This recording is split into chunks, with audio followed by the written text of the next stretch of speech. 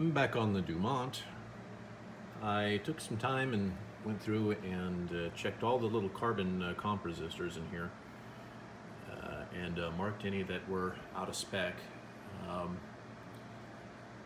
most of these in these old TVs and radios and analog circuits in general, I think it was, acceptable to have tolerance of about 20%. And most of these resistors are within that tolerance. Some of them are a little bit high. Usually when these carbon comps fail, they end up, the resistance goes high, and some is acceptable. I've seen, depending on the circuit, I've seen resistors that had doubled in value that were still just fine. But I mean, it's creeping, and that should probably be replaced anyway. But there weren't many. There were a couple over here in the horizontal drive circuit, and one or two in here. So not that bad. And so that was looking pretty good.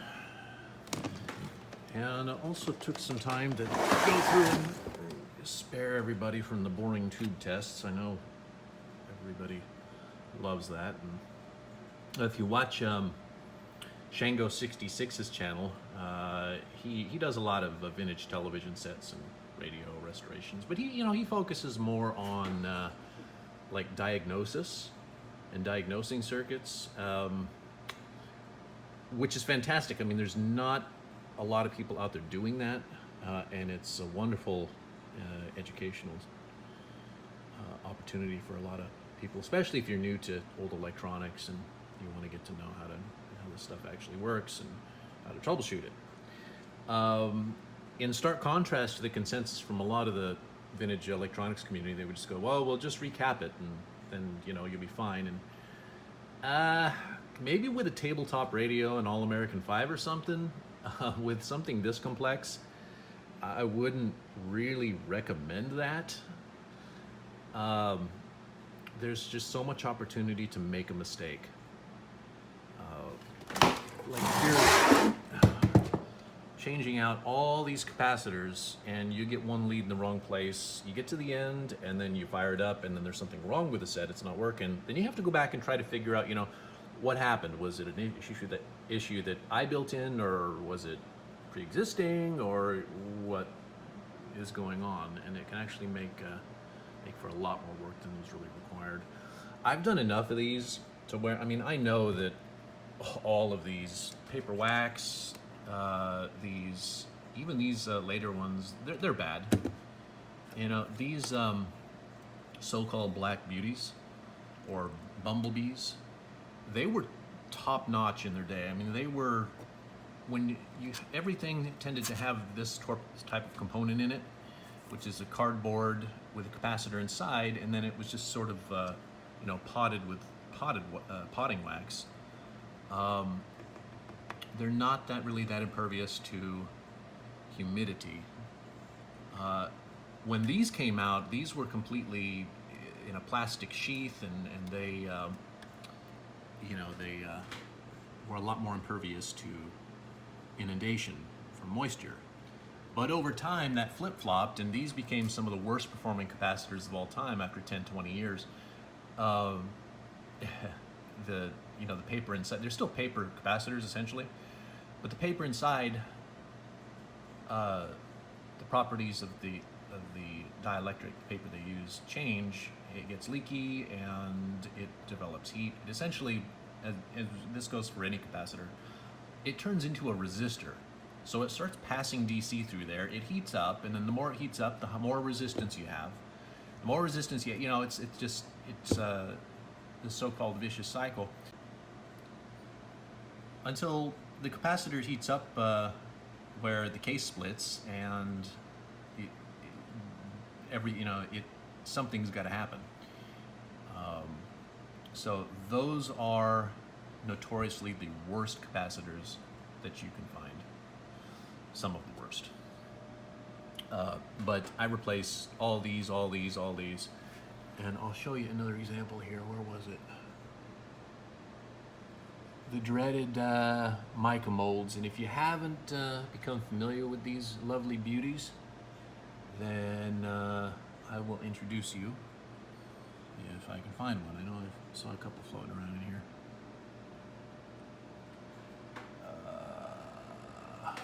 Okay. Oh, okay. Right here. This is, despite its name, mica mold. Mica capacitors are typically pretty reliable. However, this particular capacitor was made by the mica mold company, and what it is a paper capacitor inside a phenolic case. So it's just as bad as this neighbor right next to it. I mean, it's, you know, it can be considered one and the same. So swap those out, be done with them, just get rid of it. But yeah, aside from that, I went through and I checked all the tubes, and I only found 2 that were really questionable. Everything was pretty much in really good shape here. So I think what I'm going to try to do next is just pull the tubes back off the chassis, strip down the top of it, and just try to clean this thing up. I've got some electrolytics on order to replace these here, this here. Oh, incidentally, I didn't get this on film, but I did go and power this up on the bench. I pulled the vertical output, the horizontal output tubes out, and I just let the chassis sit there with its own B+ applied. None of these capacitors were getting warm, except for this one. So that one is bad. These others here were, I mean, just as cool as a cucumber. And again, I'm really impressed. That's really not typical with equipment of this age. But go figure. This set must have been stored in a somewhat climate-controlled environment inside someone's house or something. And it definitely wasn't like a barn set or a garage set, because for sure these capacitors would all be dried out. Yeah, so I'm gonna have a look at the chassis and see about scrubbing it down and try to save things like these original decals and stuff. Not get any moisture where it doesn't need to be.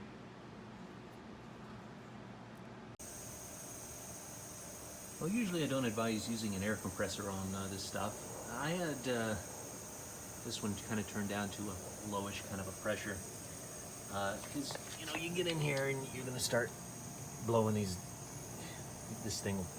labels and decals and stuff will peel off, and you can damage other components. The tops is pretty, you know, it's actually pretty good. It's when you get underneath, if you have to ever think about using an air compressor underneath, that can really do some damage to some components. I mean, this is actually being pretty stubborn. The air compressor didn't do much, so I've just got to get in here with a old paintbrush and see if I can get rid of some of this dust that's adhering to it. Then I might look at trying to treat this surface.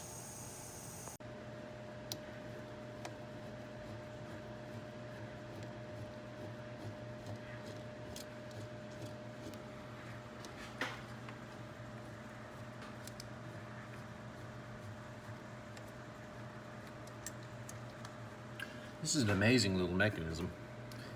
It's pretty much a single piece tuner that is designed to tune for the television and radio stages. And part of what's so unique about it is it's called what's known as a Mallory inductituner or inductuner, where it uses these sliding contacts that basically shunt across a spiral inductor and changing the effective inductance of each particular stage. And if that's not amazing enough, this clever little gear mechanism here is, definitely takes the cake. This linear tuner is you've got, well, a little background is that they, in the earlier days of television, the VHF band was split into two sections. There was low VHF and high VHF. So you have the low band down here, channels 2 through 6. And then you have the high band here, which is channels 7 through 13. And then the entire FM band is basically sandwiched right in between the two of those. And what they've done is they've devised a mechanism here that lowers the turns ratio while you're tuning in the FM section. So I'll start over here and watch. So I turn until it starts to get out of the television band and into FM, and then it steps up the ratio and tunes quite a bit faster through the FM. And once you get back into the high VHF, the ratio goes high again and slows the needle down. So that's quite an interesting little mechanism. I thought worth noting. Some of these, I will warn anybody interested in working on these TVs, particularly Dumont's. Some of the earlier ones used a version of the induct tuner that had a ceramic shaft in between the input section and the actual tuning section, and I've so often seen that ceramic broken, unfortunately, which is a real pain to try to repair, because usually when that breaks, then all these little sliding mechanisms come apart in here and fall out, and they're nearly impossible to get back in alignment, let alone trying to repair the ceramic shaft. This one doesn't have that. This is like a later model. But the earlier RA series television tuners, the induct tuners, use those. And don't know why. Probably to effectively isolate the tuner from the front panel in every way possible, since they are terribly sensitive. But these are actually great tuners, so it's kind of the mark of a higher quality receiver. But yeah, I just sprayed some contact cleaner in here. This thing was gummed up, and now it's moving pretty freely. I put a couple drops of oil in there in a minute and make sure that's okay. Should stay looby-dooby. And other than that, I did treat this chassis and neutralized a lot of the rust on it. It came out with this kind of interesting finish. The rust, some of it was able to wipe off, but the rest of it kind of just turned color. It turned dark, and then when I rubbed it with a cloth, it kind of, it polished out of just a little bit, but it's fine. Some guys will take these chassis just down to the bare metal, and they'll strip everything off of it, dip these things, and completely replate them and all that. I don't do that. I think that's way too much work, and I don't have the patience required to do that tier of restoration. So this is fine. That should actually prevent it from rusting for another few decades at least. Yeah, it's kind of this, Yeah, I'm not going to sit and just rub this thing to a high gloss. I'm not interested in that. Just the sort of matte patina is kind of, well, it's not great, but it looks better than it did. Yeah. And then that's not great either, but it'll do.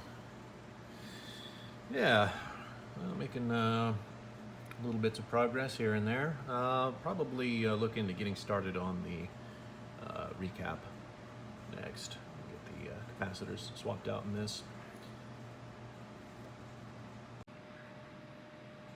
I've been having a look at the cabinet here, and I was originally concerned that I'd have to completely refinish this top side. It had a number of, well, I mean, they were pretty light scratches. And over here, some of the veneer was starting to peel up. And this morning I glued it back down, clamped it, and it seems to be holding okay. But what I did is I went ahead and I tried some of this Howard's Restore Finish with some steel wool. I mean, it really cleaned up nice. There were a number of dings and gouges here on the door. There's one you can kind of see, but you know, at a cursory glance, you can't really tell that that's damaged. But a lot of this, I mean, it brought it right back out. If you get up close, you can kind of see the crazing of the finish, but that Howard's has really masked that very well. I'm really happy with that. And same with this. It came out very nicely. And, you know, again, I mean, this stuff doesn't work miracles, but where the original lacquer or whatever they had on here flaked off, shellac or whatever it is, it just kind of blends it, and the steel wool takes off the rough edges. This side was pretty bad. You can still see some of the missing finish down there, but I mean, that cleaned up real nice. And it occurred to me that I wish I had gotten before pictures of this to be able to demonstrate the difference. And like I said, my original plan was to try to use the Howards on the front and the sides, and then go ahead and just strip this and refinish it. And I may still do that, but looking at the way, I mean, how it turned out now, time will tell. So I'm happy with that. And on the back cover here, I'm looking at the power cord. And here, let me try this here.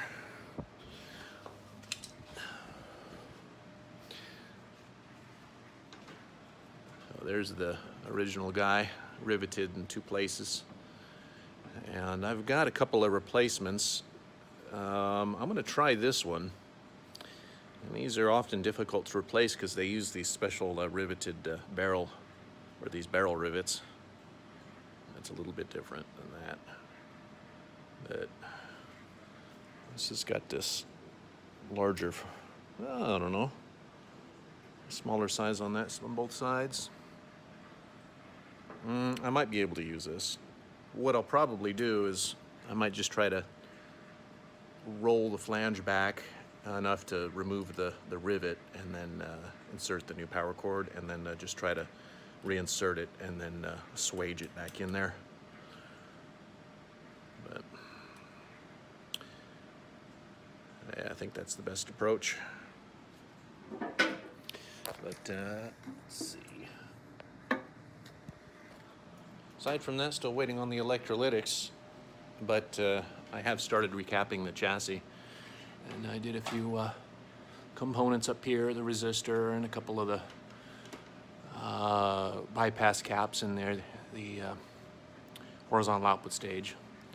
So still a ways to go, but getting there.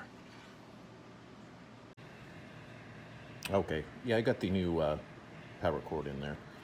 That doesn't look too great, but it's functional. Just reused the old rivets and re-swedged them. So yeah, that's not going anywhere.